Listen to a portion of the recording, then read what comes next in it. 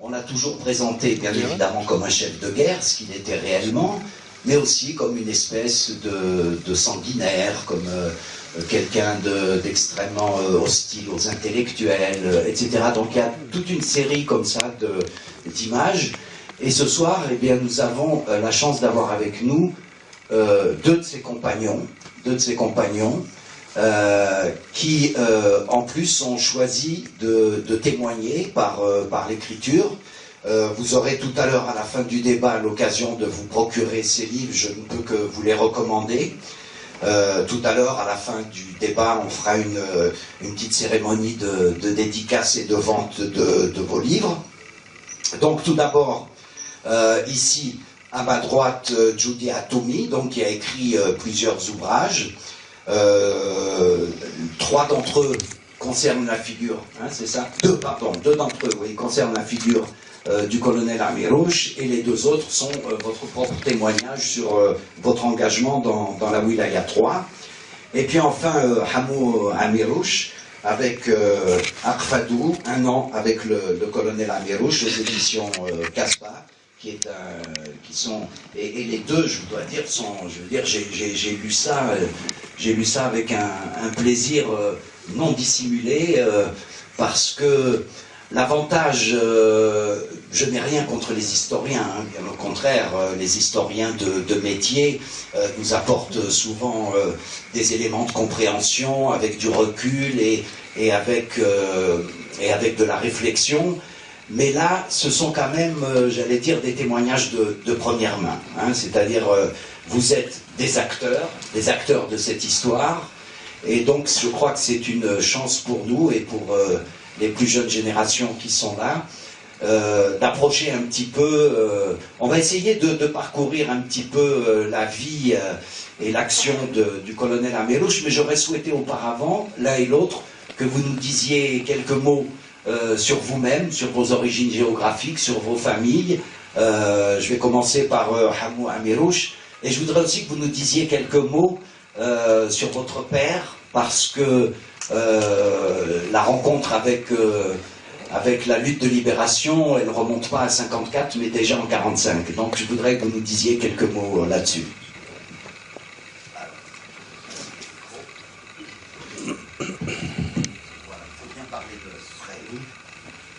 Merci, monsieur Mimoun.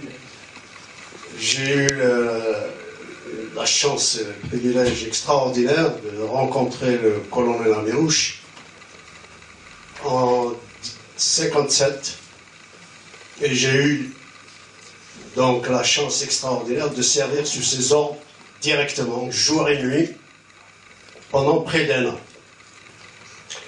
Sur cette photo, où vous voyez le colonel Amirouche, le bras sur mon épaule.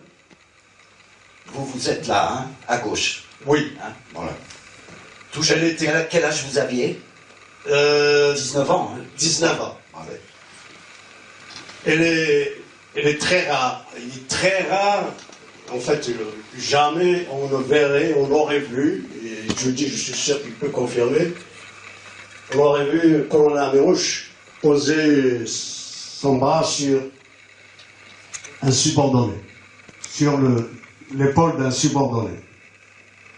Je l'ai rencontré, j'ai servi donc près d'1 an, jour et nuit avec lui, et puis à la suite d'un conseil de wilaya, il m'a appelé en mars 58 pour me dire qu'il m'avait désigné pour faire partie d'une mission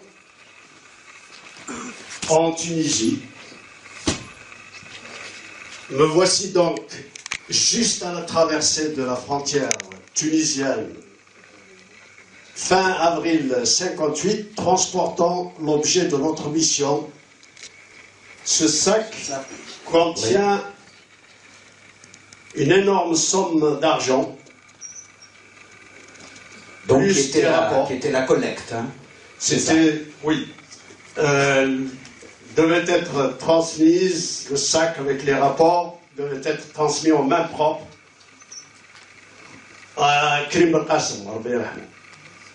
Donc nous avons marché pendant à peu près 42 jours du nord de Lac Fado, en fait, jusqu'à l'extrême sud tunisien pour contourner les lignes électrifiées et les champs de mines. J'ai raconté dans mon livre que nous sommes tombés dans une embuscade meurtrière qui a décimé nos rangs. Et c'est les aboiements d'un chien, Hachakoum, qui nous a en quelque sorte sauvés. On s'est dirigé vers les aboiements, c'était des nomades et on a pu, le lendemain, traverser la frontière entre des blindés qui patrouillaient les frontières. En arrivant en Tunisie, mission accomplie, on vivait pendant une semaine avec les grands de la Révolution, on mangeait à leur table, Karim El-Qassem, le colonel Bentobal, Farhat Abbas, etc. Et au bout d'une semaine, on nous a dit, bon, out. Et j'ai écrit un message au colonel Améouche disant que mission accomplie, j'étais prêt à revenir. Et il me répond pour me dire qu'il lui-même, il arrivait en Tunisie et qu'il fallait reprendre mes études, essayer de reprendre mes études. Voilà déjà qui change beaucoup de l'image qu'on donnait de lui. Donc il était soucieux que tu continues tes études. Absolument. C'est donc grâce à tes études s'étaient arrêtées quand tu as rejoint le maquis au moment de la grève, c'est ça, des études? C'est ça. En fait, au moment où on a fait la grève, j'étais dans un centre d'apprentissage qui devait déboucher sur un certificat d'aptitude professionnelle, mécanicien, plombier, forgeron ou n'importe quoi. Et quand j'ai reçu l'ordre de reprendre mes études à 20 ans, avec le niveau primaire que j'avais, j'avoue que j'ai paniqué.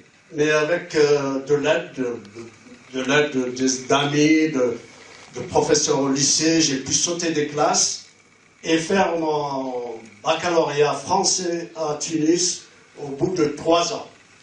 En ne dormant pratiquement jamais, en sautant des classes. Le GPRA, en fait, le GPRA a été créé par la suite. 58. A pensé, en septembre 58, a pensé que j'étais un génie, alors que je n'étais qu'un bûcheur qui ne dormait jamais pratiquement, qui utilisait même du Maxitan pour ne pas dormir, à l'époque des drogues qu'un ami. Et on m'a envoyé aux États-Unis pour poursuivre mes études 1 mois avant le cessez-le-feu, avec un passeport marocain, puisque l'Algérie n'existait pas encore officiellement. Très bien. Voilà en gros mon parcours. Très bien. On va s'arrêter là pour nos Mohamou et on reprendra ensuite ce qui viendra après. Quant à Judy Atoumi, je voulais te demander de nous dire un petit peu, puisque toi tu as beaucoup centré ton ouvrage sur la personne même du colonel Amirouche. Qui était-il, d'où venait-il et comment en est-il arrivé à être ce chef de guerre et ce stratège qui va être par la suite, et puis on parlera ensuite du reste. Merci M. Limoun, et bonsoir à tous les amis qui sont venus aujourd'hui pour cette rencontre. Donc, personnellement, je suis arrivé à l'écriture par réaction après avoir lu des ouvrages d'officiers français qui ont essayé de salir la mémoire du colonel Amirouche, entre autres le capitaine Léger, écrit un livre au carrefour de la guerre. Donc, quand j'ai vu que personne ne réagissait, ni au niveau de l'Organisation nationale des Moudjahidines, ni au niveau du ministère des Moudjahidines, je me suis dit qu'il appartient maintenant à ses propres compagnons de réagir, de lui rendre hommage. Et de rétablir la vérité. Voilà. Et de rendre à César ce qui lui appartient. Donc, j'ai écrit ce premier livre, Le colonel Amirouche, entre légende et histoire. Et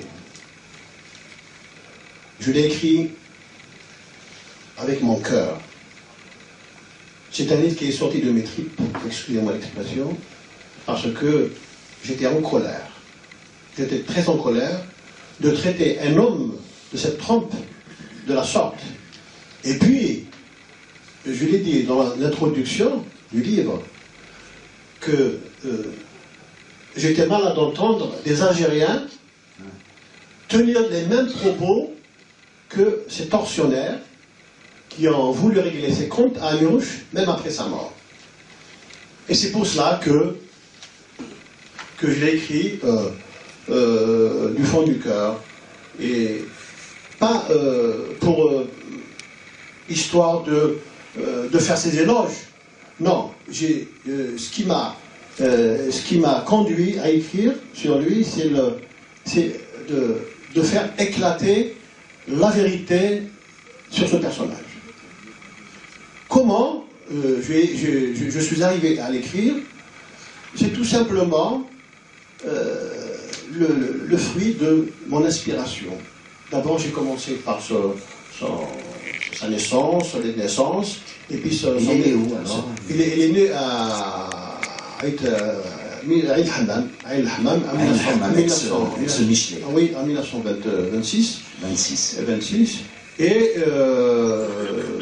alors, est-ce qu'il a été à l'école? Il a fait 3 années d'école primaire dans un village à côté. Il n'y avait pas d'école à l'époque chez lui, donc à Eril-Bomes. Il a fait l'école primaire à Eril-Bomes. Et puis de là, il a rejoint son frère à Relizane, où son frère était bijoutier dans l'artisanat. Et c'est de là qu'il a embrassé le mouvement nationaliste algérien.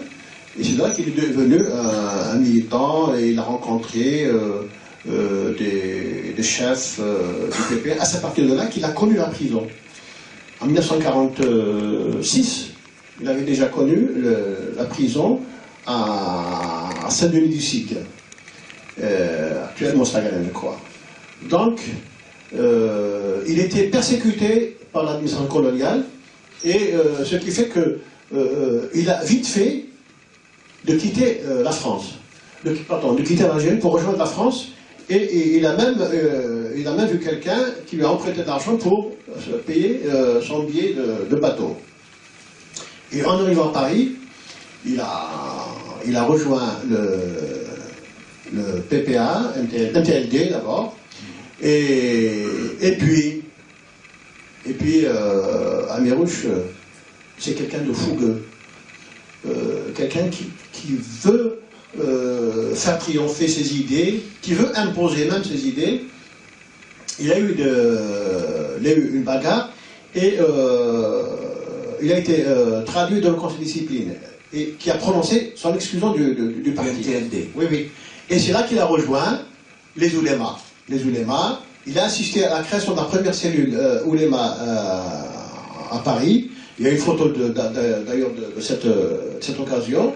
Et c'est là qu'il a continué. Mais est-ce que c'est là qu'on lui a collé cette image un peu d'islamiste? Voilà, hein? Voilà, justement. En voyant Amirouche dans les oulémas, on a dit qu'Amirouche était un islamiste. En notre connaissance, moi Amirouche est encore là pour le témoigner, il n'a jamais été islamiste. C'est un musulman pratiquant comme nous tous au Maquis. Donc, il n'est pas resté longtemps dans les oulémas, et il a réintégré le MTLD.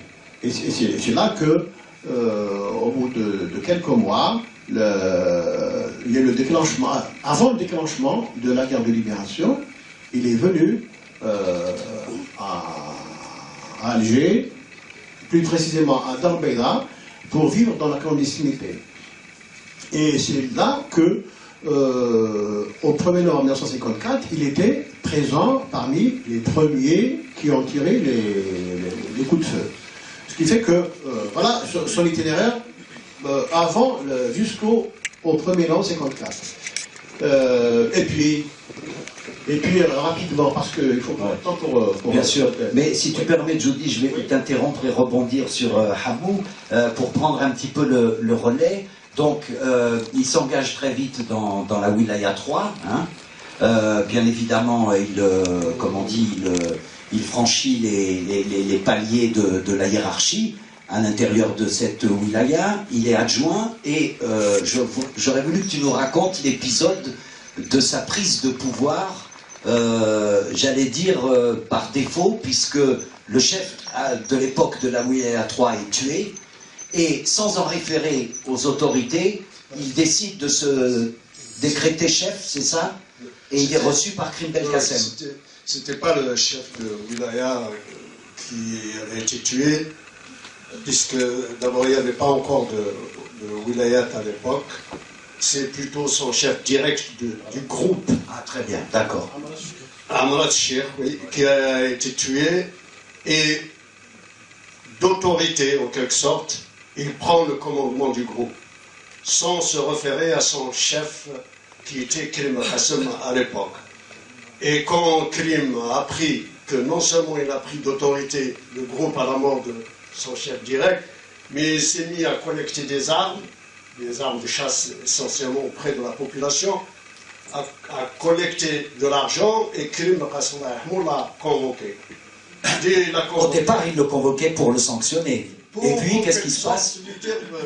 Pourquoi as-tu pris ces initiatives sans te référer à moi, sans ordre? Amirouche lui a fait comprendre immédiatement qu'on a réellement de compte à rendre que si on fait des erreurs.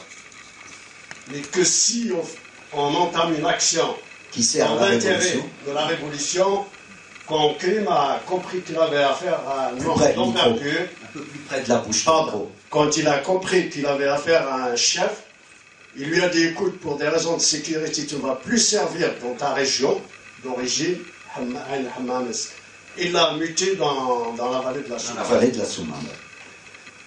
Maintenant, on peut continuer, si vous oui, voulez, bien sûr, sur ce qu'était véritablement le chef et comment, personnellement, j'ai appris non seulement à l'aimer, à l'apprécier, mais également à l'admirer. Premièrement, la première qualité, c'était une énergie extraordinaire, prodigieuse, qui nous a sauvé la vie une fois. On était encerclés dans un village. Par l'armée française. Par l'armée française. Et il n'y avait pas d'autre issue qu'une falaise, qu'il fallait pratiquement grimper à quatre pattes. Or, c'était l'aube, on venait de faire 12 heures de marche. Du côté de Tamlat, même plus au sud de Tamlat, jusqu'à Etouaba. Bon, Amirouche nous a ordonné d'essayer de passer parce qu'on était encerclés et on était 5. Il était hors de question de livrer le combat à 5. Et au bout de quelques minutes d'escalade, on était épuisés et l'un des aides de camp de Amirouche, Taïb Mouri, a dit, moi, je vais les attendre, je ne continue plus. On était épuisés, littéralement épuisés, et on était tous d'accord. On était épuisés physiquement. Après 12 heures de marche, escalader encore une montagne à quatre pas, on n'en pouvait plus. On n'en pouvait plus. Taïb Mouri a dit, moi, je vide quelques chargeurs de ma mitraillette, de ma Thompson. C'est ici que je vais... Et Amirouche Laïrmou, avec son énergie prodigieuse, des petites tapes sur l'épaule, allons. On a eu le courage physique, parce que le moral était... Au-delà de la fatigue. Au-delà de la fatigue, on a escaladé la montagne, et avant que l'aviation n'intervienne. Pourquoi l'aviation n'est pas intervenue tout de suite? Parce que les gardes, les sentinelles ont tiré. Ils n'ont pas tiré avec des fusils de chasse. Alors quand l'armée est accueillie par des fusils de guerre, elle se dit, il y a certainement une compagnie ou un bataillon, il y a quelque chose, il faut être prudent. Et le temps que l'aviation arrive, on était de l'autre côté. Donc sa première qualité de Amirouche, c'était une énergie extraordinaire. Ouais. Deuxième qualité, c'était un aspect humain qu'on imagine difficilement de la part de cet homme. De la part d'un chef de guerre en plus. Oui, un chef de guerre qui était responsable de cette wilayat actuelle, la wilayat 3 historique, c'est cette wilayat actuelle, trouvait le moyen dans l'Akfadou de venir me murmurer à l'oreille RUS Ithmraf, écrit à ma vieille. Il trouvait le temps de penser à sa mère, à sa vieille mère, et pour ne pas que les autres maquisards chevronnés, pour qu'ils ne soient pas conscients de cette faiblesse des chefs d'envergure, il me murmurait ça à l'oreille. RUS Ithmraf. Et j'écrivais à sa vieille comme si j'écrivais à ma propre mère en gros caractères pour que l'écrivain ou le cousin à peine alphabétisé puisse déchiffrer mon écriture. Voilà un aspect qu'on imagine, une facette de colonel Amirouche qu'on imagine difficilement. Ou alors, rapidement encore, un autre exemple. Il avait décidé d'acheminer toutes les maquisardes, infirmières ou autres, sur la Tunisie. Et Jamila Daniel Amran Min, pleurant à chaudes larmes auprès de son mari Khalil Amran, l'aspirant Khalil Amran, tous les deux pleurant à chaudes larmes et essayant de faire revenir le colonel sur sa décision. S'il vous plaît, c'est Amirouche, plutôt s'il te plaît, on ne se vous voit jamais, s'il te plaît, c'est Amirouche, laisse-moi partir avec elle en Tunisie, ou alors laisse-la, elle peut tellement rendre de service à l'imprimerie. Et j'ai décrit dans mon livre comment Amirouche, je n'imaginais pas du tout comme ça, comment il avait un ton à la fois doux et péremptoire, qui expliquait maintenant, c'est une mesure générale, une patience que je ne lui connaissais pas.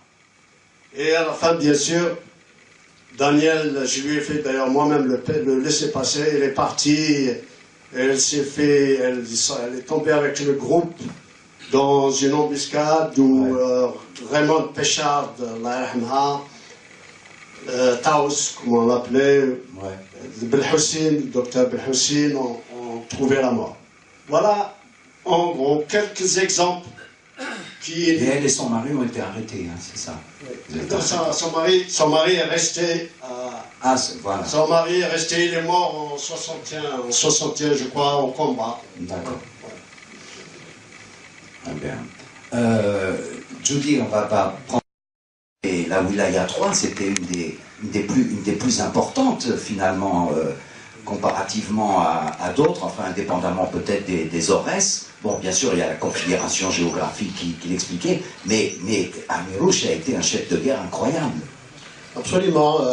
Amirouche était un chef de guerre un stratège. Accompli, un stratège, un visionnaire, et un homme plein d'initiatives. Et il aimait beaucoup son pays, il tenait beaucoup à ce que la révolution triomphe. Il a tout fait pour cela d'ailleurs.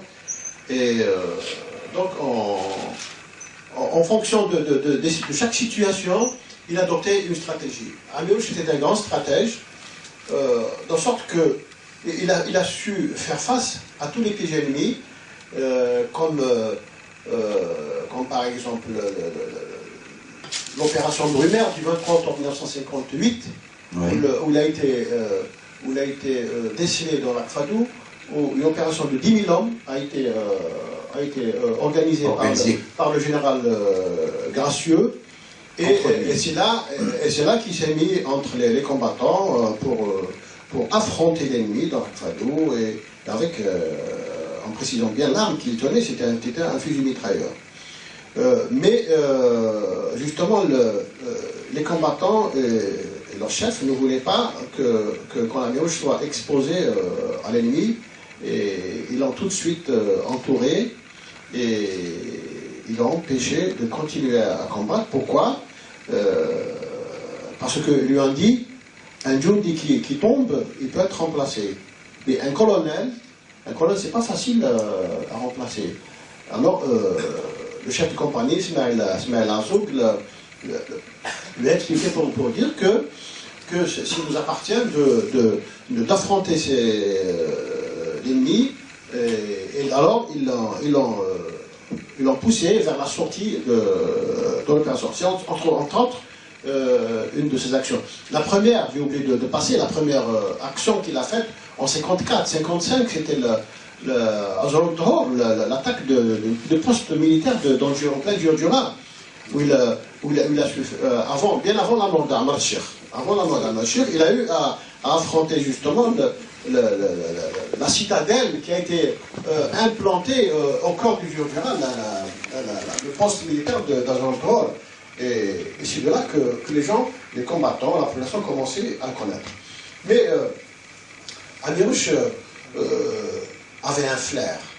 Pour ajouter à ce que racontait tout à l'heure mon ami Hamoud, une fois, nous étions après.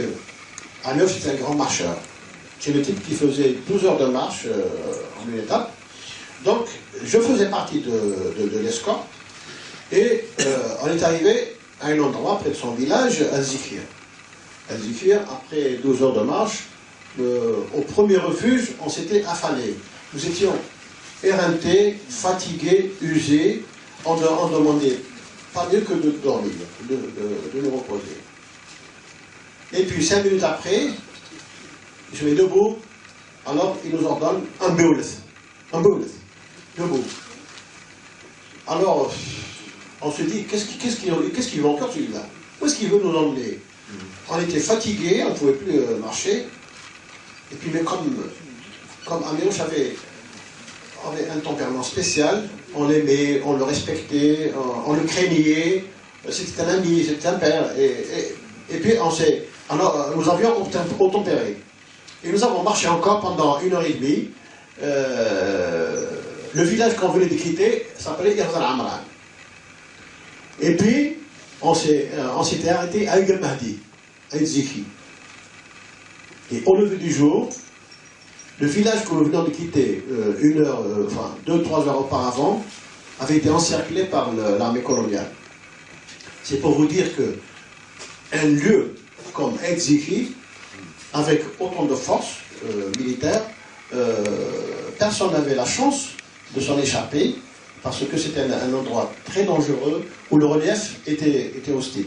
Voilà en quelque sorte le flair, le côté, un autre aspect du Koh-Lanta, c'est le flair. Maintenant, j'ai écrit également un deuxième livre sur lui, le tome 2 d'Amirouche, que j'ai intitulé le Koh-Lanta à la croisée des chemins. À la croisée des chemins, oui. Pourquoi la croisée des chemins? Oui, c'est là que se révélait en lui, d'abord, Amirouche face au complot des Bleus, par exemple. Oui. On va en parler. Là, c'est quelque chose de terrible, la période des Bleus, la Bleuite. Pourquoi? Parce que... Alors, il faut rappeler un peu ce que c'était. Déjà, on les appelait les Bleus parce que les Français leur faisaient porter à ces gens-là, leur fait porter le bleu de Chine. Donc c'était des Bleus. Et puis c'est arrivé... Et donc ça, c'était la fameuse entreprise de noyautage. De noyautage psychologique. Voilà. Du capitaine Léger. Du capitaine Léger, dont on parlait. Donc, bon, tout le monde en parle. Voilà, tiens, on voit lettre de Amirouche. Vas-y, tu peux commenter, oui. On aborde tout de suite donc le... Oui, peut-être ce complot, parce que c'est quand même une des grandes pages de l'histoire de cette période. Hein. Oui, le malheur veut que très souvent... Donc il faut rappeler en quoi consistait cette opération psychologique. Il s'agissait donc, l'armée française retournait des anciens combattants, c'est ça? Oui. Et donc il les infiltrait. Absolument. D'accord. Alors c'est après la publication de mon livre que j'ai trouvé cette lettre dans le livre du capitaine Paul-Alain Léger au carrefour de la guerre. Alors elle dit quoi, cette lettre? Alors la lettre en elle-même, elle dit simplement, elle est adressée à la zone autonome d'Alger. Elle dit simplement qu'il y a un traître là qui se réfugie, etc., extrêmement nocif, extrêmement dangereux pour la révolution qu'il fallait liquider. C'est les dates qui sont très importantes. Cette lettre, c'est moi qui l'ai rédigée. Elle est signée du colonel Amirouche. Elle est partie le 22 septembre 1957 de la Wilaya 3. Donc à la zone autonome. Oui, à la zone autonome. 2 jours avant l'arrestation de Youssef Saadi, le chef de la zone autonome d'Alger.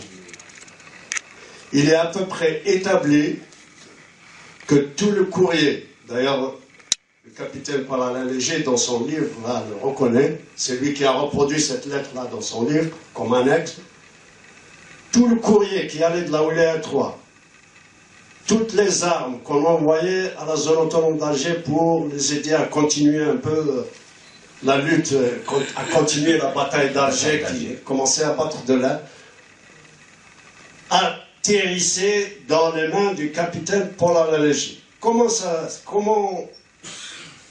se fait-il qu'elles atterrissent? Raison bien simple.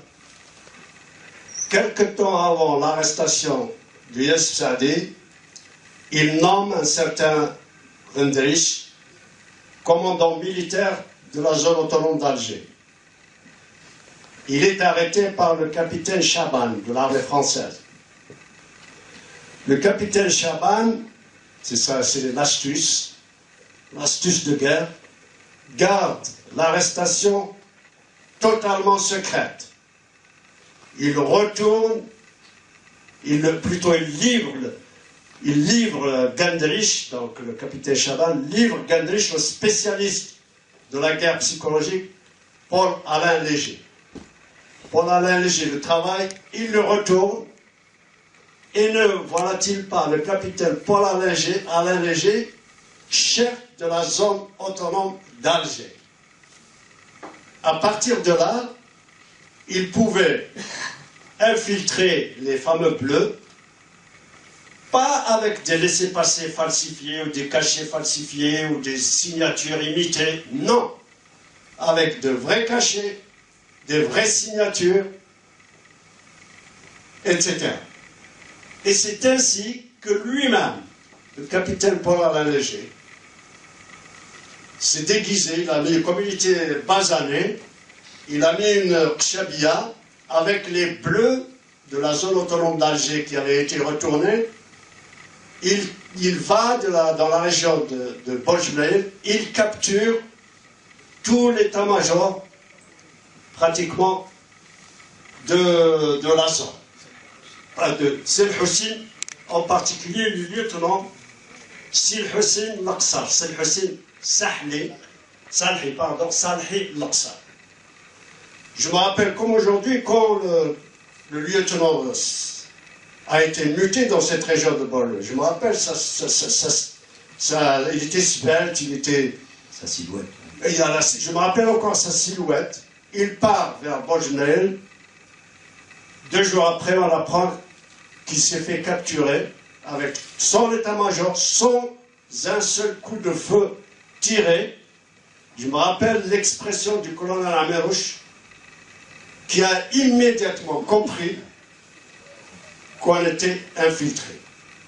Voilà comment la bleuite a commencé.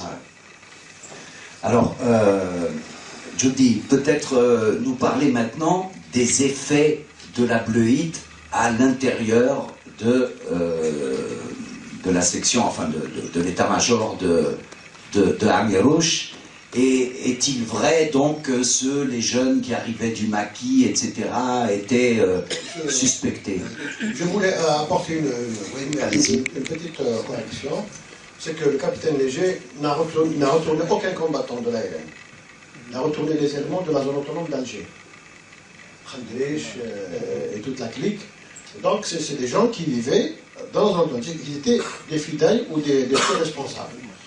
Alors, les maquis étaient épargnés, mais il a réussi à intoxiquer les maquis de cette bleuite, de cette trahison, il y avait des suspicions, et effectivement, il y avait de quoi à partir du moment où Saleh Hussein a été capturé. Bon, il n'a pas réagi, il n'a pas riposté parce qu'il était en plein sommeil, il était en train de dormir, il dormait, et d'ailleurs, même le capitaine léger lui-même l'a dit, il était couché, et quand je l'ai réveillé, quand il m'a reconnu, il m'a dit « bravo, bien joué ». Voilà le terme qu'a prononcé Saleh Hussein. Maintenant, nous qui avons vécu cette période dramatique, parce que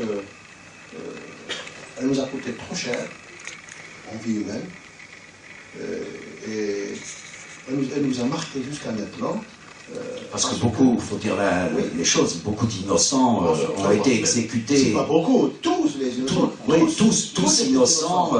Tous étaient oui, mais parce que ce capitaine faisait des courriers voilà. en disant les étudiants qui vont arriver chez vous, cher colonel Amirouche, sont tous des traîtres. Voilà.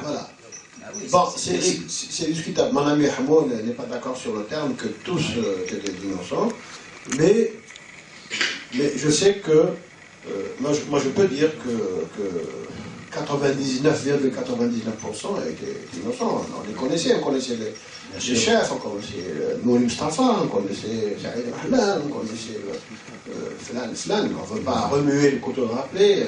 Moi personnellement, j'ai connu un grand directeur de la photo algérien qui s'appelait Youssef Sahraoui, qui a fait partie des jeunes de la télévision française qui sont montés au maquis. Ils étaient 8, je crois. Ils ont tous été exécutés. Il a été 2. Et lui, comme il avait 16 ans...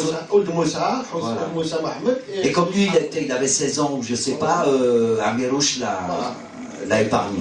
Absolument. D'ailleurs, j'ai apporté une réplique à la polémique qui s'est opérée lors de la publication du livre de Saïd Saadi, le 28 août 2010, lorsque la presse algérienne flambait de règlements de compte contre Amirouche, à partir de Benachou, des Alain Bronkin, et des gens qui n'ont jamais connu Amirouche et qui l'ont traité de criminel de guerre. Alors, le 28 août 2010, j'ai répondu pour dire en finir avec la polémique sur le col Amirouche.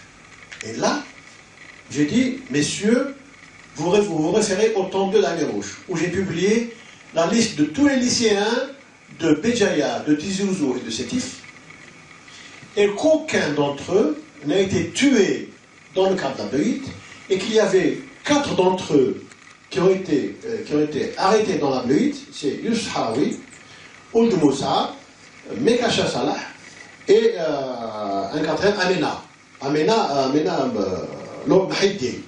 Voilà, 4 lycéens qui ont été arrêtés dans le cadre des Bleus. Et ils ont été libérés, les 4. 2 sont morts, Mahiddi Amena et un autre, et le Mekacha Salah, le Ould Moussa, Youssef Harawi, ont été libérés. Et ils ont survécu à la guerre. C'est pour dire que, donc, on a dit qu'Amirouche était un égorgeur. C'est pas vrai. Amirouche n'a jamais été un boucher. C'était un chef qui vit au sein de la troupe, qui est soucieux du bien-être de sa troupe, de son équipement, et de tout. Et puis, je leur ai dit, messieurs, vous utilisez les mêmes termes que les officiers d'armée française, à savoir, Amirouche a tué 4000 jeunes intellectuels. Est-ce que l'Algérie, à l'époque, avait 4000 intellectuels? Ce n'est pas vrai. Ce n'est pas vrai. Et puis, est-ce que vous connaissez Amirouche? Est-ce que si vous étiez à la place d'Amirouche, vous aurez fait mieux que lui? Donc, je crois qu'il y avait 150 étudiants d'origine algérienne. Non, il y avait un historien français auquel je rends hommage, et un ami de l'Algérie, c'est Charles-Robert Ageron. Charles-Robert Ageron. Oui, qui s'est penché, qui a fait une étude sur les complots au sein de la LN. Et au moment d'aborder le problème de la Bleuite, il a fait, il s'est référé au rapport qui a été trouvé sur le corps du colonel Amirouche lors de sa mort. Et selon mes propres références à moi, il n'y a pas eu plus de 400 victimes. Bon, c'est vrai, c'est beaucoup, c'est trop, 400 corps. Mais nous sommes loin des 4000 et des 5000 victimes avancées par le général Chacun ou le colonel Godard ou le capitaine Léger. Peut-être le micro à notre ami Hambouk qui peut rebondir là-dessus. Je crois qu'il ne faut pas trop s'attarder sur les chiffres. Dans toute guerre, on utilise tous les moyens possibles et imaginables pour détruire l'ennemi. Et l'infiltration et la manipulation en font partie. Si on impute les morts innocents exclusivement au colonel Amirouche, jamais à l'instigateur, le capitaine Paul-Alain Léger, c'est comme si on nous rendait responsables de la mort d'1 million de martyrs par l'aviation, le napalm, etc., etc. Ça, c'est le premier point. Je me rappelle, au cours d'une interview avec un journaliste de France Culture, où mon ami Judy était présent, j'ai fait exactement cette observation. J'ai dit, c'est quand même curieux qu'on impute la responsabilité de ces morts exclusivement au colonel Amirouche, jamais aux instigateurs. Et M. Riwal, le journaliste de France Culture, m'a dit ceci: M. Amirouche, juste avant sa mort, le capitaine Paul-Alain Léger, a confessé à son épouse qu'il était hanté par sa conscience, qu'il était hanté par ces morts qu'il avait sur la conscience. Donc apparemment, il en avait une. Il a dit, j'ai beaucoup de crimes sur la conscience. Plus exactement.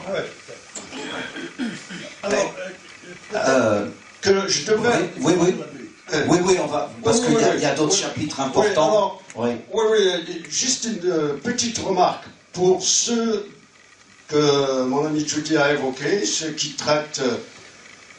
J'ai également publié un article dans Liberté pour répondre aux détracteurs du colonel Amirouche, en disant essentiellement ceci.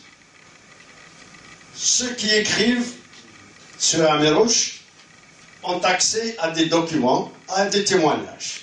Il y a des témoignages, y compris de l'armée française, qui rendent hommage au colonel Amirouche. Par exemple, l'AFP, le 30 mars 59, immédiatement 2 jours donc après la mort d'Amirouche, il se défendit longtemps au bas d'une falaise et fut tué à la grenade.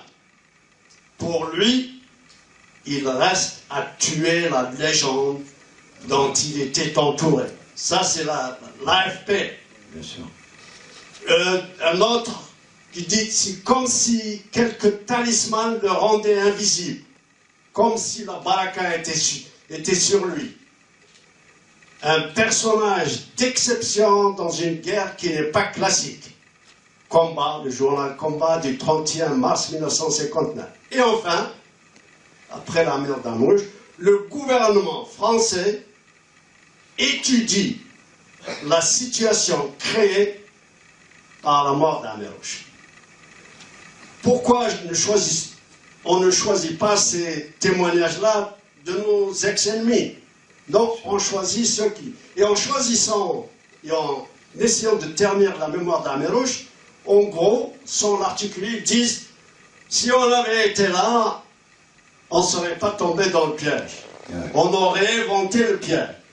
Problème, comme je l'ai dit dans mon article, dans Liberté, le problème c'est qu'il n'était pas là. Exactement. Non, ce qui est terrible, et puis on va terminer là-dessus pour la Bleuite, c'est que à aucun moment les soi-disant observateurs objectifs n'ont mis en corrélation la cause et les effets, c'est-à-dire la cause, qui était la cause, en l'occurrence le capitaine Léger, et les conséquences qui a été, voilà, je veux dire, il y a une interaction. Je veux dire, on ne peut pas décréter que Amirouche était un égorgeur, alors qu'il était, dans la manipulation à ce moment-là. Une toute petite remarque encore. Que ce soit le personnage d'Amirouche ou celui de mon père que je n'ai pas encore évoqué, il faut toujours distinguer le symbole de l'homme. Le symbole, si on touche à la stature du colonel Amirouche comme résistant, de la première heure d'abord, et ensuite en suscitant la mobilisation de moyens qu'aucune autre wilaya n'a connu, de moyens de l'armée française en matière d'aviation, d'opération, etc., etc. Si on touche à ce symbole-là, on touche à la nation, on touche à la révolution. Par contre, l'homme, lui, il a reconnu qu'il s'est trompé. Dans une réunion, juste avant de partir en Tunisie, il a dit, là, il y a des gens qui, après la Bleuite, il a dit, il y a des gens du peuple qui disent que l'armée de libération nationale commet des injustices. Il dit non, l'armée de libération nationale ne commet pas d'injustices, mais elle commet des erreurs. Il a reconnu ses erreurs juste avant de... Oui, il a reconnu que c'était une bataille de la guerre psychologique qu'il avait perdue. Oui, oui, ça a été un épisode, une séquence de la guerre psychologique qui était aussi importante, sinon en plus, par rapport aux affrontements armés.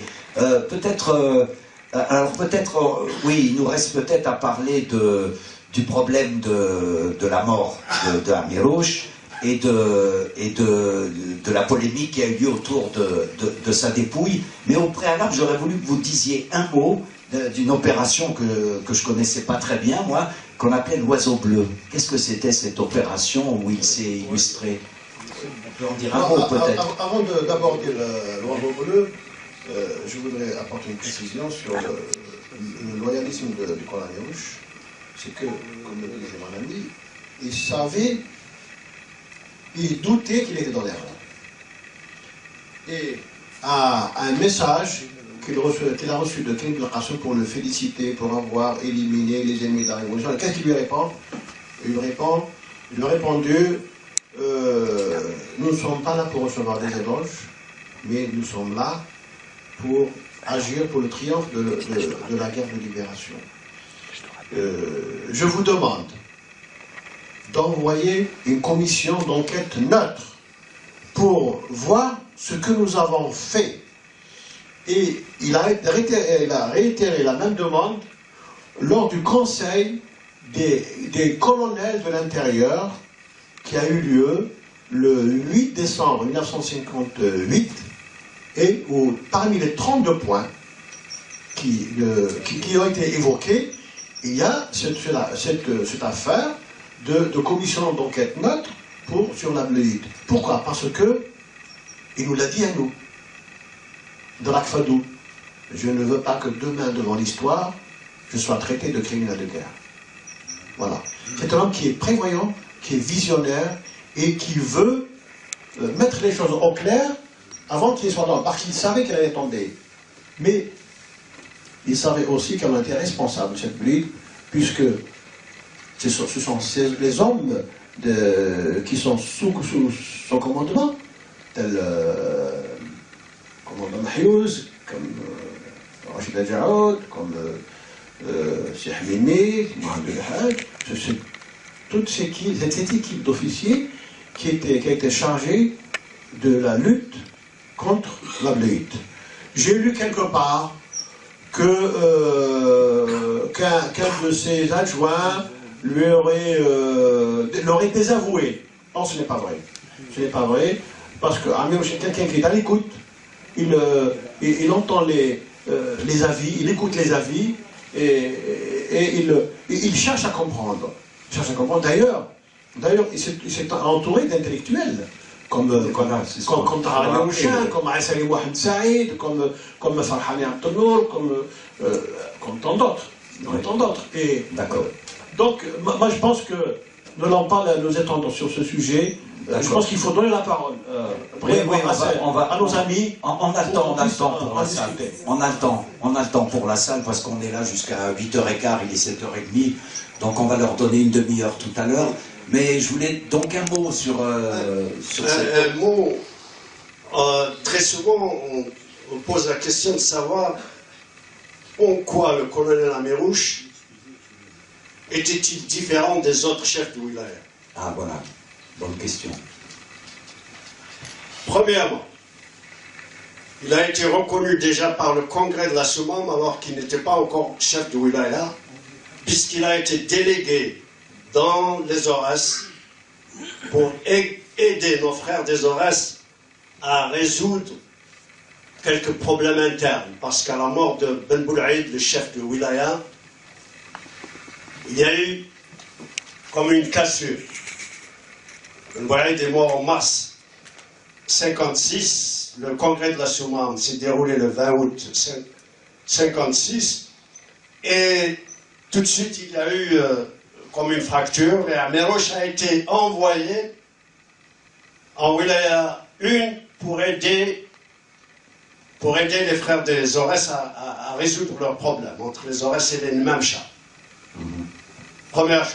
Deuxième chose, il a été le seul chef de wilaya à avoir créé un centre d'accueil des étudiants, entre guillemets, parce que c'était essentiellement des lycéens et quelquefois même des enfants du primaire. Pourquoi est-ce qu'il avait créé personnellement ce centre à Tunis, que j'ai géré d'ailleurs pendant 40 jours avant de recevoir l'ordre de reprendre mes études? Pour une raison bien simple.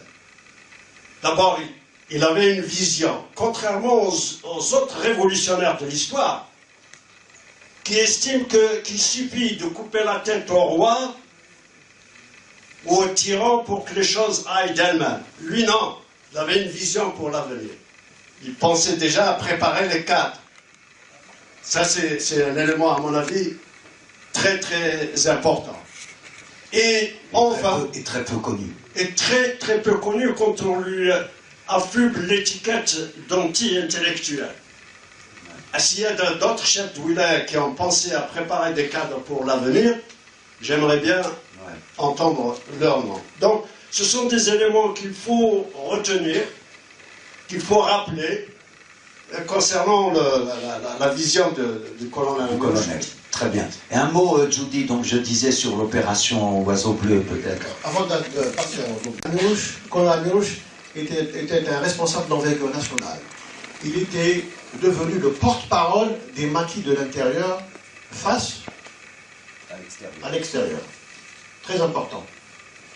Il a été délégué par le conseil des wilayats qui a eu lieu le 8 décembre dans la région de Kolo, en wilaya 2, et pour dire qu'il était chargé donc, de représenter les maquis pour discuter, imposer des solutions aux gens de l'extérieur. Voilà. Ensuite. Et ce sera l'une de ses missions au cours de laquelle il va mourir. Alors ensuite, on va en parler. Ensuite, il m'a envoyé personnellement, il m'a chargé personnellement de prendre 100 millions d'anciens francs le 26 novembre 56, qui était destiné à qui? Aux Aurès. Parce que c'était une wilaya qui était pauvre, qui était désorganisée, la mort de Boulboulaïd a foutu la pagaille. Donc il m'a chargé de prendre 100 millions sur mon dos en traversant la Soumam en plein hiver jusqu'à la région de Borj-Baridj, où j'ai trouvé quelqu'un qui a repris le sac pour le transporter jusque dans les Aurès.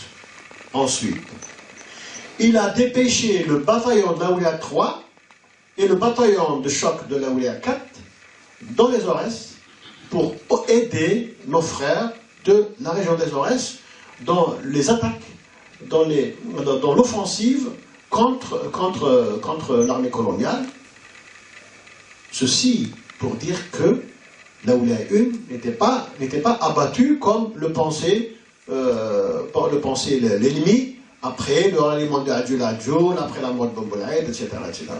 Donc c'est pour dire que Amirouche avait une dimension nationale. Il était soucieux de tout ce qui s'est passé. Ses rapports très rapprochés avec le colonel Hawass de l'Awliya 6. Il était le seul colonel à avoir aidé l'Awliya 6 dans ses problèmes. L'Awliya 6, vous savez, on ne peut pas organiser un maquis dans le désert. C'était impossible. Et pourtant, ça a été fait, et c'est en partie grâce également au colonel Amirouche. Maintenant, on va revenir à l'affaire L'Oiseau Bleu. Bon, L'Oiseau Bleu, je pense que tout le monde le sait. Et je pense que l'adjectif bleu qui se trouve dans le complot des Bleus et dans L'Oiseau Bleu, c'est une continuité, c'est une vengeance. C'est une vengeance de l'armée coloniale contre justement cette affaire au L'Oiseau Bleu. L'Oiseau Bleu, c'est Robert Lacoste qui un jour a décidé de monter un contre-maquis en Kabylie. Mais qu'est-ce qu'il fait? Il charge des gens qui étaient censés être ses amis, qui étaient censés travailler avec l'administration coloniale, d'organiser, de recruter des éléments pour lutter contre l'ALN et le FNL. Et ces trois agents, c'est Ousmane, c'est Tahar Hashish et Saïd Mahlal. Et puis Zaid Hamdou Zaid. Donc ces gens-là, qu'est-ce qu'ils ont fait? Tous, ou une partie, là, l'histoire le dira, parce qu'il y a une polémique, il y a une contradiction. Donc, ces gens-là, ou bien quelques-uns parmi ces gens-là, sont en contact avec Karim El-Qassem sur la proposition de Robert Lacoste. Et tenez-vous bien, les officiers locaux de l'armée française, d'Azazga, de Tizi Ouzou, n'étaient au courant de rien. Et à ce moment-là, lorsque Karim a été informé, alors il leur a donné la liste des militants authentiques du FNL, afin qu'ils soient armés. C'est ainsi que 1200 de ces militants ont été armés de fusils de guerre, de fusils mitrailleurs, de pistolets mitrailleurs. Venant de la partie française. Venant de la partie française, et ce qui fait que, bon, ils ont commencé à faire semblant de jouer le jeu, en exécutant par-ci et par-là un collaborateur, un messaliste, un traître, etc. Mais Karim El-Qassem s'est aperçu, a flairé que l'ennemi se doutait de quelque chose. Et c'était le Bachar Haïdani, le Tigzirt, qui a attiré l'attention de Robert Lacoste sur les actes d'actions douteuses de ces gens-là qui sont censés lutter contre les FNL.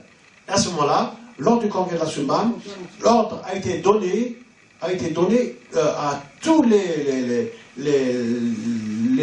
agents, les militants qui étaient armés par l'armée française de rejoindre les maquis, et c'est ce qui a été fait, à l'exception d'un groupe, celui de Maafra, qui a hésité, qui a tardé, et ils ont tous été arrêtés.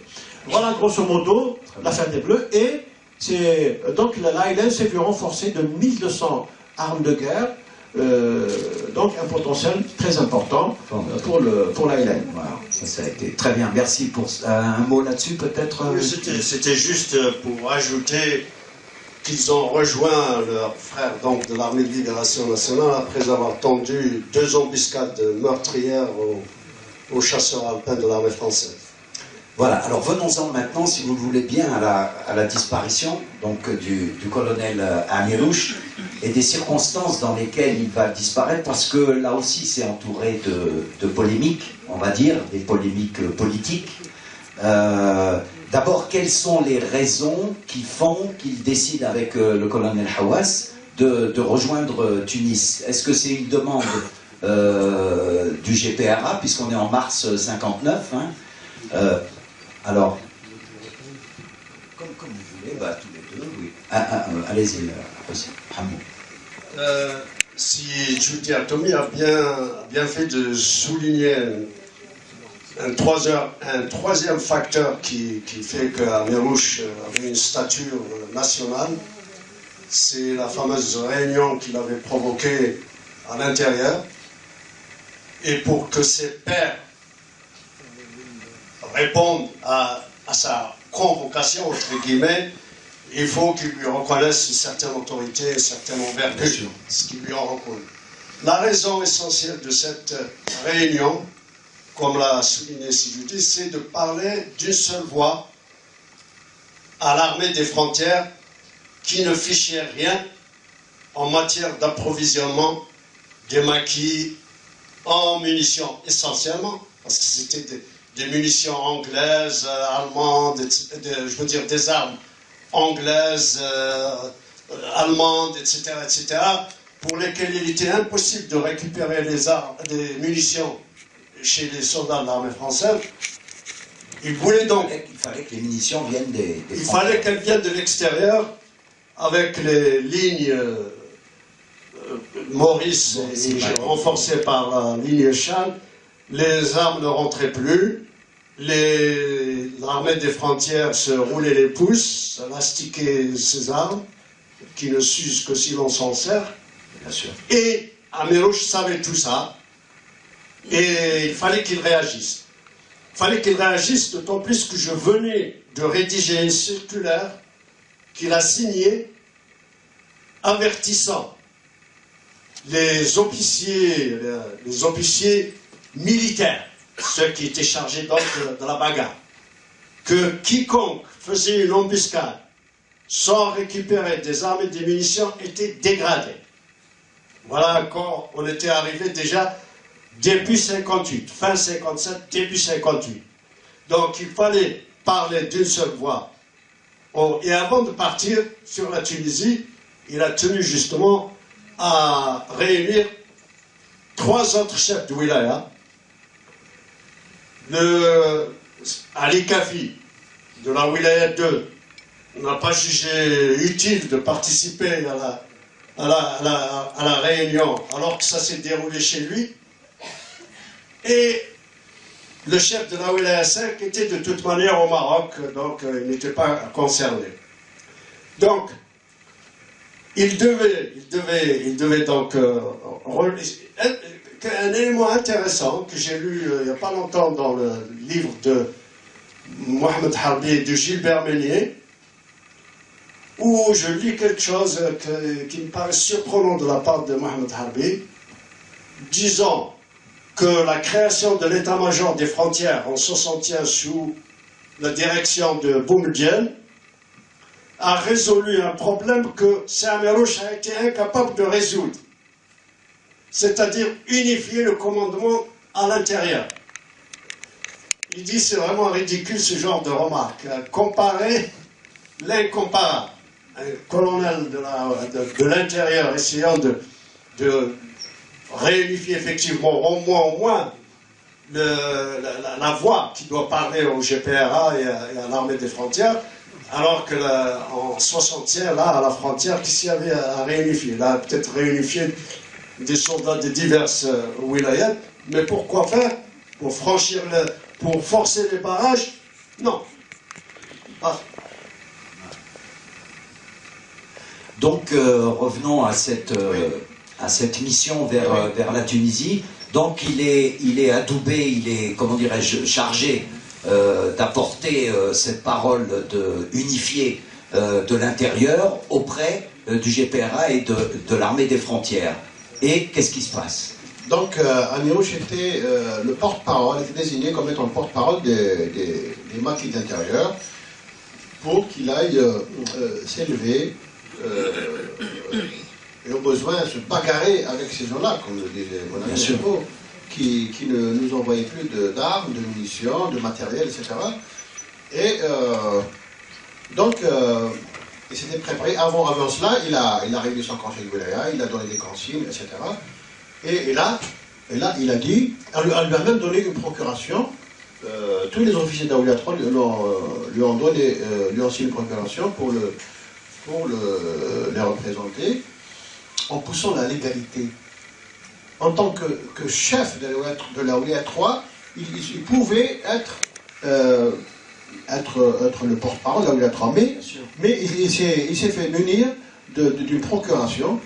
Et donc, au cours de son départ, dans les refuges,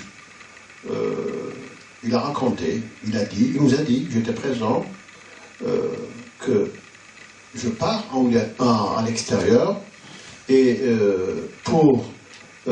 afin que tous les éléments stationnés au-delà des frontières réintègrent les rangs les maquis, et il a même été plus loin, et s'il y a un ministre de la guerre, s'il y a un chef d'état-major, nous refusons d'exécuter leurs ordres s'ils ne rejoignent pas les maquis. Le champ de bataille, voilà. Évidemment. Donc, dans un de mes livres, j'ai écrit que est-ce que de telles menaces ne sont pas arrivées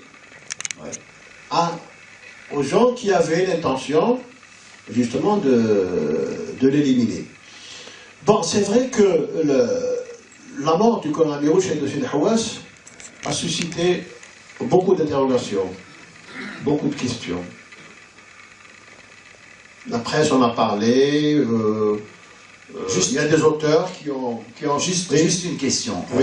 Parce que moi je me suis posé aussi cette question. J'ai dit, comment se fait-il que ce chef de guerre, courageux, intelligent, malin, qui a échappé pendant 5 ans à l'armée française, etc., comment se fait-il que là, subitement, il tombe dans une embuscade? Je veux dire, il y a forcément une information qui a... C'est malheureux d'abord parce qu'il a choisi le mauvais itinéraire. Il a choisi de passer par là où il est assis, par le désert, par le Sahara, dans l'espoir peut-être de passer par la frontière libyenne. Et puis, moi je n'ai accusé personne dans mes livres, mes 2 livres sur la mort d'Amirouche. Mais, j'ai donné des éléments. Il y a des éléments. Il y a par exemple le colonel, je ne me rappelle plus son nom, il est là, de Boussaada, qui arrive entrant dans sa jeep pour dire, ça y est, nous venons de capter une émission, une communication adressée à Amirouche pour lui dire que le chemin était libre, qu'il pouvait aller, qu'il pouvait avancer, qu'il pouvait passer par l'itinéraire prévu. Et puis, chose très importante également, la présence du général Gilles dans les secteurs. Le général Gilles était adjoint du général Chal. Sa présence le 26 mars à Boussaada pour préparer cette offensive contre le colonel Amirouche et Hawass. Donc ce sont des éléments qui disent que Amirouche était là, dans les environs. Et le colonel Boussaada, qui a intercepté le message, qu'il a déchiffré, donc on peut donner raison à ceux qui disent que le service de transmission à l'extérieur a utilisé un codé des Français pour discuter, pour donner des instructions à Amirouche, etc. Voilà. Mais ce qui est certain, c'est que la mort de ces gens-là, Amirouche, le Hawass, le commandant Ahmad Ali, Saïd Saïd et les autres, est louche. Elle est restée mystérieuse. Peut-être que les historiens, un jour, révéleront la vérité. Bon, alors peut-être on aura aussi l'occasion de parler du problème de la polémique autour de la dépouille, de l'enterrement, qui va peut-être recouper ce que vous venez de dire sur sa disparition. Mais au préalable, on va donner la parole à la salle.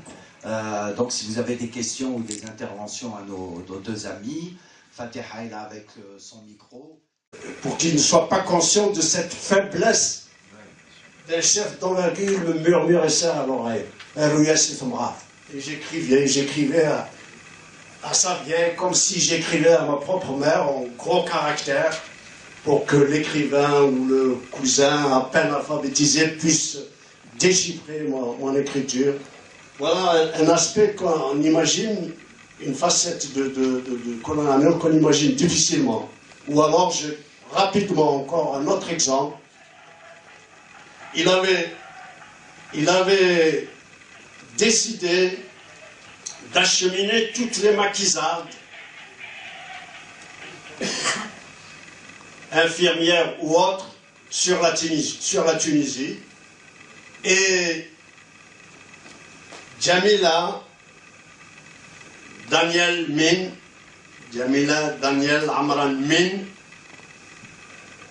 pleurant à chaudes larmes auprès de son mari Khalil Amran, l'aspirant Khalil Amran, tous les deux pleurant à chaudes larmes et essayant de faire revenir le colonel sur sa décision. S'il vous plaît, c'est Amirouche, plutôt s'il te plaît, on ne se vous voit jamais, s'il te plaît, c'est Amirouche, laisse-moi partir avec elle en Tunisie, ou alors laisse-la, elle peut tellement rendre de service à l'imprimerie. Et j'ai décrit dans mon livre comment Amirouche, je n'imaginais pas du tout comme ça, comment il avait un ton à la fois doux et péremptoire, qui expliquait maintenant, c'est une mesure générale, une patience que je ne lui connaissais pas. Et à la fin, bien sûr, Daniel, je lui ai fait d'ailleurs moi-même le laisser-passer, elle est partie, elle est tombée avec le groupe dans une embuscade où Raymond Péchard, Taous, comme on l'appelait, le docteur Belhoussine ont trouvé la mort.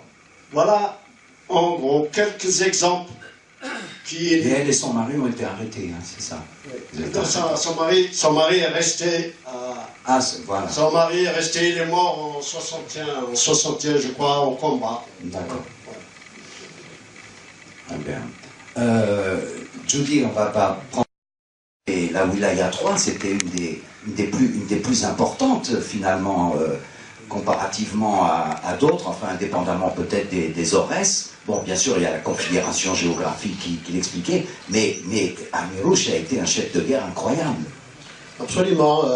Amirouche était un chef de guerre un stratège. Accompli, un stratège, un visionnaire, et un homme plein d'initiatives. Et il aimait beaucoup son pays, il tenait beaucoup à ce que la révolution triomphe. Il a tout fait pour cela d'ailleurs. Et donc en fonction de chaque situation, il adoptait une stratégie. Amirouche était un grand stratège, de sorte qu'il a su faire face à tous les pièges ennemis, comme par exemple l'opération Brumaire du 23 octobre 1958, où il a été décelé dans la Fadou, où une opération de 10 000 hommes a été organisée par le général Gracieux. Et c'est là qu'il s'est mis entre les combattants pour affronter l'ennemi dans la Fadou, et avec, en précisant bien l'arme qu'il tenait, c'était un fusil mitrailleur. Mais justement, les combattants et leurs chefs ne voulaient pas quand Amirouche soit exposé à l'ennemi, et ils l'ont tout de suite entouré et ils l'ont empêché de continuer à combattre. Pourquoi? Parce qu'ils lui ont dit, un Jundi qui tombe, il peut être remplacé. Mais un colonel, c'est pas facile à remplacer. Alors, le chef de compagnie, Ismaël Azouk, lui a expliqué pour dire que s'il nous appartient d'affronter l'ennemi, et alors ils l'ont poussé vers la sortie de l'opération. C'est entre autres une de ses actions. La première, j'ai oublié de passer, la première action qu'il a faite en 54-55, c'était l'attaque de poste militaire en plein Djurdjura, où il a su, bien avant la mort d'Amar-Shir. Avant la mort d'Amar-Shir, il a eu à affronter justement la citadelle qui a été implantée au corps du Djurdjura, le poste militaire d'Azorotehor. Et c'est de là que les gens, les combattants, la population commençaient à le connaître. Mais Amirouche avait un flair. Pour ajouter à ce que racontait tout à l'heure mon ami Hamoud, une fois, nous étions, après, Amirouche était un grand marcheur. C'est le type qui faisait 12 heures de marche en une étape. Donc, je faisais partie de l'escorte. Et on est arrivé à un endroit près de son village, Al-Zikir. Al-Zikir, après 12 heures de marche, au premier refuge, on s'était affalé. Nous étions éreintés, fatigués, usés. On demandait pas mieux que de dormir, de nous reposer. Et puis 5 minutes après, je vais debout, alors il nous ordonne un boulet, debout. Alors, on se dit, qu'est-ce qu'il veut encore celui-là? Où est-ce qu'il veut nous emmener? On était fatigués, on ne pouvait plus marcher. Et puis, mais comme Amirouche avait un tempérament spécial, on l'aimait, on le respectait, on le craignait, c'était un ami, c'était un père. Et puis, alors, nous avions obtempéré. Et nous avons marché encore pendant 1h30. Islamiste. Voilà, hein. Voilà, justement, en voyant Amirouche dans les oulémas, on a dit qu'Amirouche était un islamiste. En notre connaissance, moi Amirouche est encore là pour le témoigner, il n'a jamais été islamiste, c'est un musulman pratiquant comme nous tous au Maquis. Donc, il n'est pas resté longtemps dans les oulémas et il a réintégré le MTLD. Et c'est là que, au bout de quelques mois, il y a le déclenchement, avant le déclenchement de la guerre de libération, il est venu à Alger, plus précisément à Darbeïla, pour vivre dans la clandestinité. Et c'est là que, au 1er novembre 1954, il était présent parmi les premiers qui ont tiré les coups de feu. Ce qui fait que, voilà, son itinéraire, jusqu'au 1er novembre 1954. Et puis, rapidement, parce qu'il faut pas de temps pour... Bien sûr, mais si tu permets, Jody, je vais t'interrompre et rebondir sur Hamoud pour prendre un petit peu le relais. Donc, il s'engage très vite dans la Wilaya 3. Hein. Bien évidemment, il franchit les paliers de la hiérarchie à l'intérieur de cette Wilaya. Il est adjoint et j'aurais voulu que tu nous racontes l'épisode de sa prise de pouvoir, j'allais dire par défaut, puisque le chef de l'époque de la Wilaya 3 est tué. Et sans en référer aux autorités, il décide de se décréter chef, c'est ça? Et il est reçu par Krim Belkacem. C'était pas le chef de Wilaya qui avait été tué, puisque d'abord il n'y avait pas encore de Wilayat à l'époque. C'est plutôt son chef direct du groupe. Ah, très bien, d'accord. Amrat Sheikh, oui, qui a été tué. Et d'autorité, en quelque sorte, il prend le commandement du groupe, sans se référer à son chef qui était Krim Belkacem à l'époque. Et quand Krim a appris que non seulement il a pris d'autorité le groupe à la mort de son chef direct, mais il s'est mis à collecter des armes de chasse essentiellement auprès de la population, à collecter de l'argent, et Krim Belkacem l'a convoqué. Au départ, il le convoquait pour le sanctionner. Et puis, qu'est-ce qui se passe? Pourquoi as-tu pris ces initiatives sans te référer à moi, sans ordre? Amirouche lui a fait comprendre immédiatement qu'on a réellement de compte à rendre que si on fait des erreurs. Mais que si on entame une action qui sert dans l'intérêt de la révolution, quand Krim a compris qu'il avait affaire à un homme d'envergure, un peu plus près de la bouche. Quand il a compris qu'il avait affaire à un chef, il lui a dit, écoute, pour des raisons de sécurité, tu ne vas plus servir dans ta région d'origine, il l'a muté dans la vallée de la Soumane. La vallée de la Soumane. Maintenant, on peut continuer, si vous voulez, bien sûr. Sur ce qu'était véritablement le chef et comment, personnellement, j'ai appris non seulement à l'aimer, à l'apprécier, mais également à l'admirer. Premièrement, la première qualité, c'était une énergie extraordinaire, prodigieuse, qui nous a sauvé la vie une fois. On était encerclés dans un village Par l'armée française. par l'armée française et il n'y avait pas d'autre issue qu'une falaise qu'il fallait pratiquement grimper à quatre pattes. Or, on venait, c'était l'aube, on venait de faire 12 heures de marche du côté de Tamlat, même plus au sud de Tamlat, jusqu'à Etouaba. Bon, Amirouche nous a ordonné d'essayer de passer parce qu'on était encerclés et on était 5. Il était hors de question de livrer le combat à 5.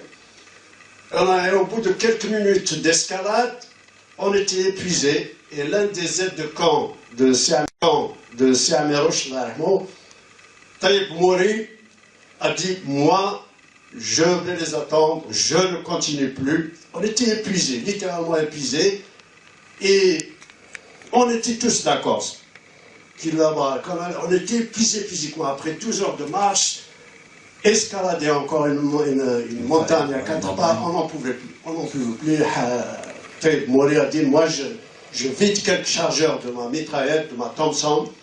C'est ici que je vais... Et Amirouche Laïrmou, avec son énergie prodigieuse, des petites tapes sur l'épaule, allons. On a eu le courage physique, parce que le moral était... Au-delà de la fatigue. Au-delà de la fatigue, on a escaladé la montagne, et avant que l'aviation n'intervienne. Pourquoi l'aviation n'est pas intervenue tout de suite? Parce que les gardes, les sentinelles ont tiré. Ils n'ont pas tiré avec des fusils de chasse. Alors quand l'armée est accueillie par des fusils de guerre, elle se dit il y a certainement une compagnie ou un bataillon, il y a quelque chose, il faut être prudent. Et le temps que l'aviation arrive, on était de l'autre côté. Donc sa première qualité de Amirouche, c'était une énergie extraordinaire. Ouais. Deuxième qualité, c'était un aspect humain qu'on imagine difficilement de la part de cet homme. De la part d'un chef de guerre en plus. Oui, un chef de guerre qui était responsable de 7 wilayats actuelles. La wilaya 3 historique, c'est 7 wilayats actuelles.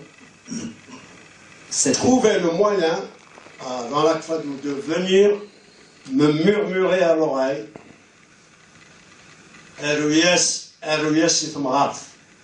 écrit à ma vieille. Il trouvait le temps de penser à sa mère, à sa vieille mère, et pour ne pas que les autres maquisards chevronnés qui devaient déboucher sur un certificat d'aptitude professionnelle, mécanicien, plombier, forgeron ou n'importe quoi. Et quand j'ai reçu l'ordre de reprendre mes études à 20 ans, avec le niveau primaire que j'avais, j'avoue que j'ai paniqué.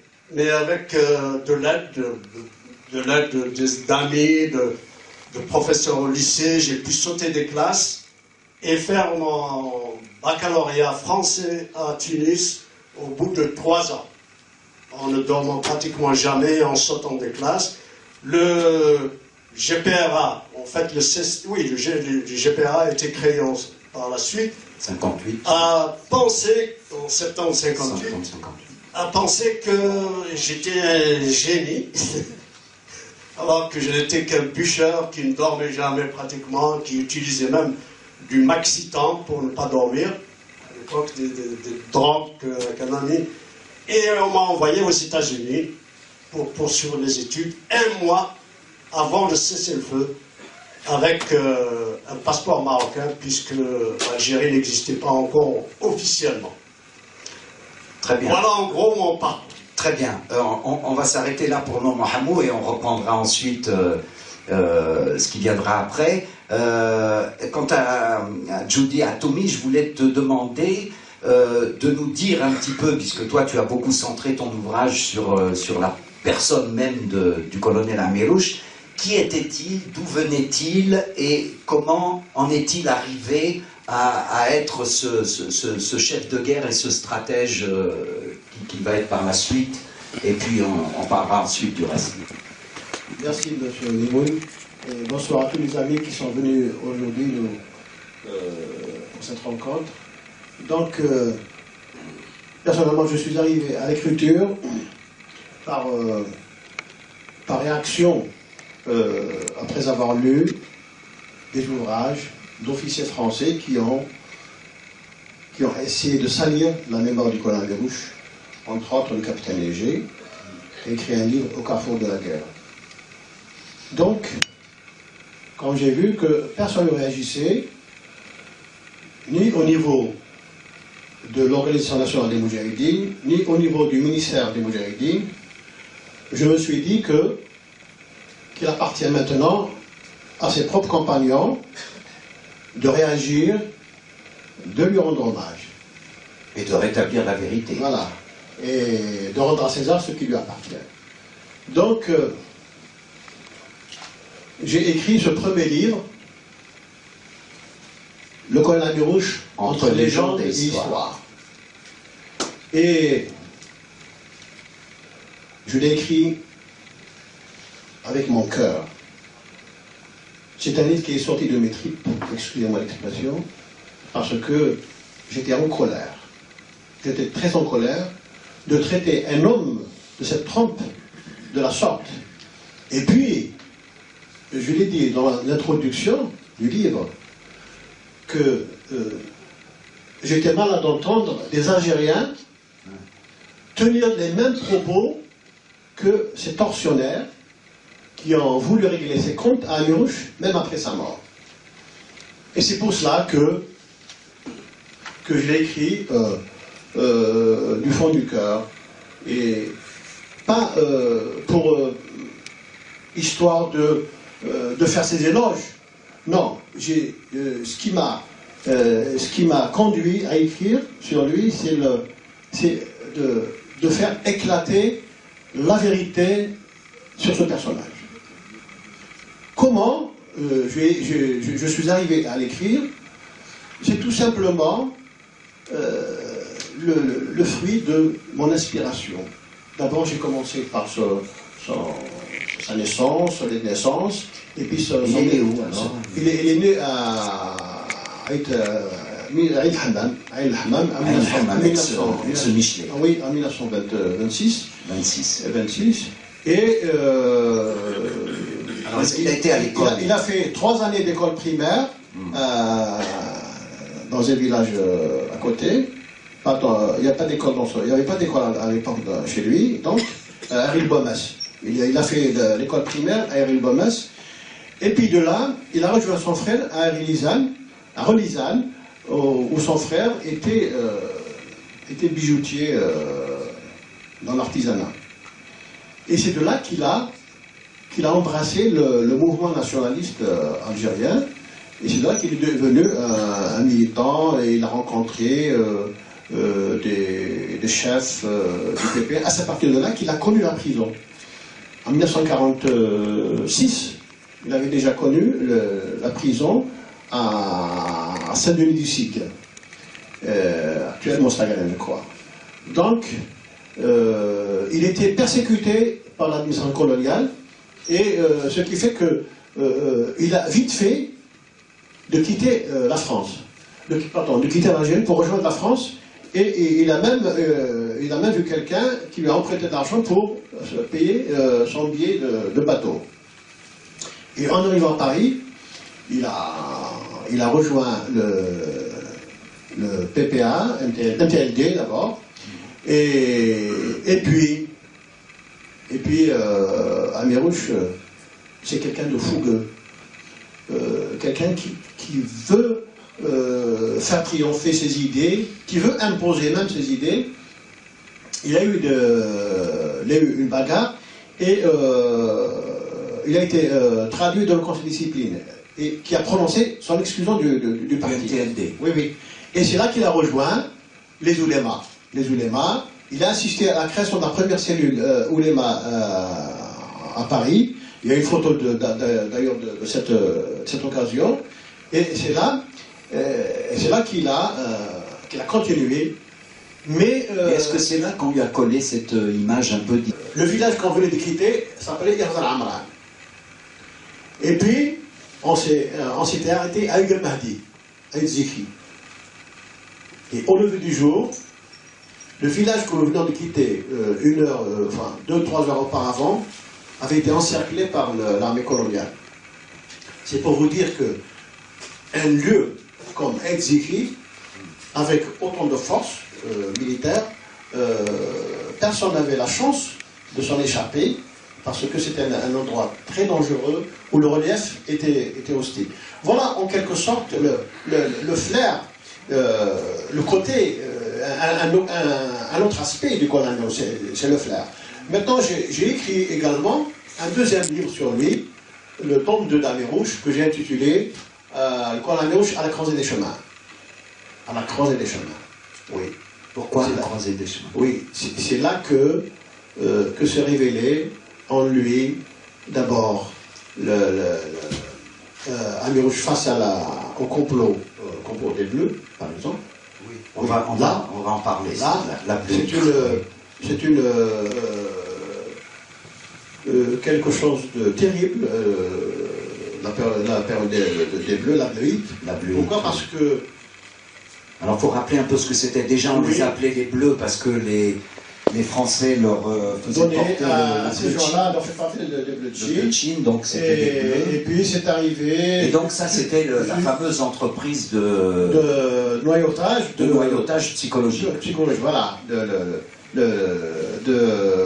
Du capitaine Léger. Du capitaine Léger, dont on parlait. Donc, bon, tout le monde en parle. Voilà, tiens, on voit lettre de Amirouche. Vas-y, tu peux commenter, oui. On aborde tout de suite donc le... Oui, peut-être ce complot, parce que c'est quand même une des grandes pages de l'histoire de cette période. Hein. Oui, le malheur veut que très souvent... Donc il faut rappeler en quoi consistait cette opération psychologique. Il s'agissait donc, l'armée française retournait des anciens combattants, c'est ça? Oui. Et donc il les infiltrait. Absolument. D'accord. Voilà. C'est après la publication de mon livre que j'ai trouvé cette lettre dans le livre du capitaine Paul-Alain Léger au carrefour de la guerre. Alors elle dit quoi, cette lettre? Alors, la lettre en elle-même, elle dit simplement, elle est adressée à la zone autonome d'Alger. Elle dit simplement qu'il y a un traître là qui se réfugie, etc., extrêmement nocif, extrêmement dangereux pour la révolution qu'il fallait liquider. C'est les dates qui sont très importantes. Cette lettre, c'est moi qui l'ai rédigée. Elle est signée du colonel Amirouche. Elle est partie le 22 septembre 1957 de la Wilaya 3. Donc à la zone autonome. Oui, à la zone autonome.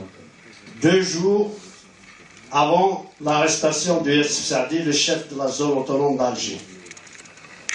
Il est à peu près établi que tout le courrier, d'ailleurs le capitaine Paul-Alain Léger dans son livre là, le reconnaît, c'est lui qui a reproduit cette lettre-là dans son livre comme annexe, tout le courrier qui allait de la Wilaya 3, toutes les armes qu'on envoyait à la zone autonome d'Alger pour les aider à continuer un peu la lutte, à continuer la bataille d'Alger qui commençait à battre de l'air, atterrissaient dans les mains du capitaine Paul-Alain Léger. Comment se fait-il qu'elles atterrissent? Raison bien simple. Quelque temps avant l'arrestation de Youssef Saadi, il nomme un certain Hendrich commandant militaire de la zone autonome d'Alger. Il est arrêté par le capitaine Chaban de l'armée française. Le capitaine Chaban, c'est ça, c'est l'astuce de guerre, garde l'arrestation totalement secrète.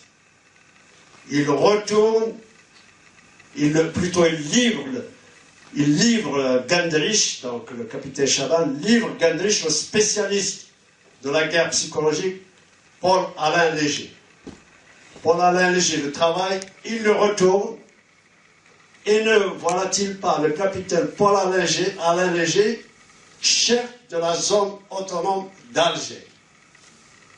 À partir de là, il pouvait infiltrer les fameux bleus, pas avec des laissez-passer falsifiés ou des cachets falsifiés ou des signatures imitées, non, avec de vrais cachets, des vraies signatures, etc. Et c'est ainsi que lui-même, le capitaine Paul Alain Léger, s'est déguisé, il a mis, comme il était basané, il a mis une chabia avec les bleus de la zone autonome d'Alger qui avait été retournée. Il va dans la région de Bojmel, il capture tout l'état-major pratiquement de la zone. De Selhussin, en particulier le lieutenant Selhussin Laksar, Selhussin Salhi Laksar. Je me rappelle comme aujourd'hui, quand le lieutenant a été muté dans cette région de Bol. Je me rappelle, il était svelte, il était... Sa silhouette. Je me rappelle encore sa silhouette. Il part vers Bojnel. 2 jours après, on apprend qu'il s'est fait capturer avec son état-major, sans un seul coup de feu tiré. Je me rappelle l'expression du colonel Amerouche, qui a immédiatement compris qu'on était infiltré. Voilà.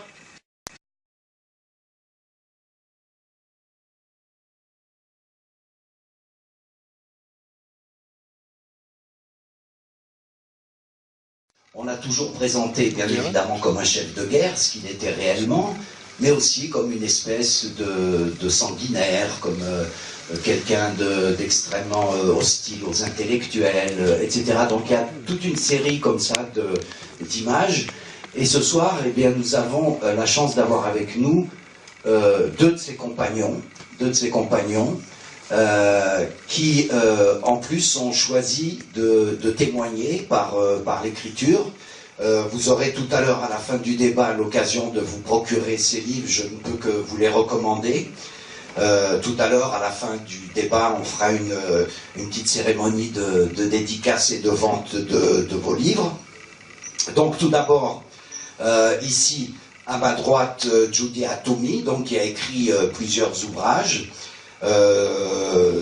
3 d'entre eux concernent la figure, hein, c'est ça? 2 d'entre eux, oui, concernent la figure du colonel Amirouche, et les 2 autres sont votre propre témoignage sur votre engagement dans la Wilaya 3.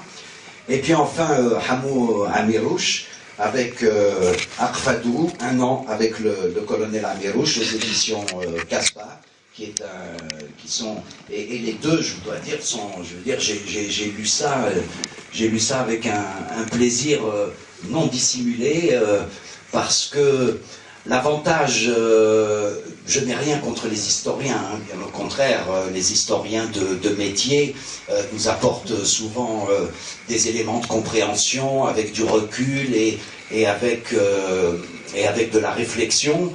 Mais là, ce sont quand même, j'allais dire, des témoignages de première main, hein, c'est-à-dire vous êtes des acteurs de cette histoire, et donc je crois que c'est une chance pour nous et pour les plus jeunes générations qui sont là, d'approcher un petit peu, on va essayer de parcourir un petit peu la vie et l'action du colonel Amirouche, mais j'aurais souhaité auparavant, l'un et l'autre, que vous nous disiez quelques mots sur vous-même, sur vos origines géographiques, sur vos familles. Je vais commencer par Hamou Amirouche, et je voudrais aussi que vous nous disiez quelques mots sur votre père, parce que la rencontre avec la lutte de libération, elle ne remonte pas à 54, mais déjà en 45. Donc je voudrais que vous nous disiez quelques mots là-dessus.